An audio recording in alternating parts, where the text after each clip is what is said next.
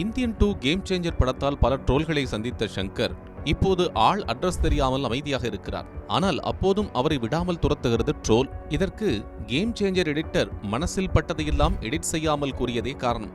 அப்படி அவர் சொன்னதென்ன பார்க்கலாம் இந்த தொகுப்பில்.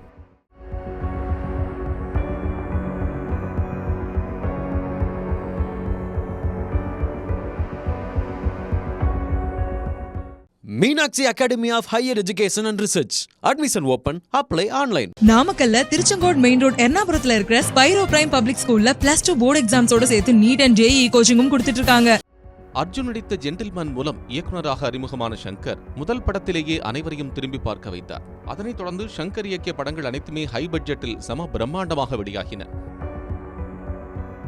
ஒரு பாடலுக்காக ஊரில் உள்ள எல்லா வீடுகளுக்கும் பெயிண்ட் அடிப்பது, ஆயிரக்கணக்கில் டான்சர்களை ஆட வைத்து மிரட்டுவது, உலக அதிசயங்களை தேடிச் சென்று ஷூட் செய்வது, கம்ப்யூட்டர் கிராபிக்ஸ் என ஷங்கர் செய்த மாயங்கள் ஏராளம்.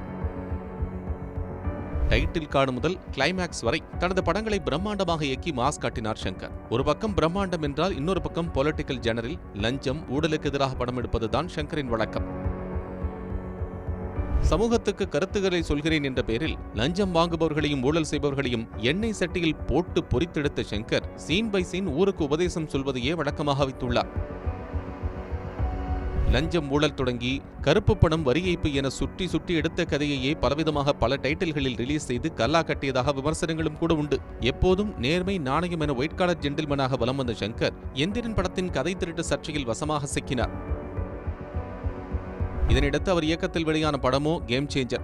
ஆனால் இப்படம் அவரது லைஃபையே தலைகீழாக சேஞ்ச் செய்துவிட்டது என்றே சொல்ல வேண்டும். இதனால் ஏற்கனவே உள்ளே அழுகிற, வெளியே இன்னும் கதறி அழுகிற என்ற நிலையில் இருக்கும் இயக்குனர் ஷங்கருக்கு அவரது game changer editor Shameer Ahmed அளித்து வரும் பேட்டிகள் ஷங்கரையே டோட்டல் டேமேஜ் ஆக்கி வருகின்றன.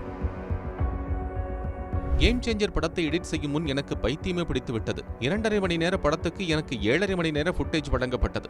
அதை வெட்டி முடிக்க 365 நாட்களானது. கடைசி நேரத்தில் ஷங்கர் இன்னொரு எடிட்டரை கொண்டு வந்ததால் உயிர் தப்பி ஓடி வந்தேன் என்று ஷமீர் மனதில் பட்டதை எடிட் செய்யாமல் அப்படியே பேசி வருகிறார்.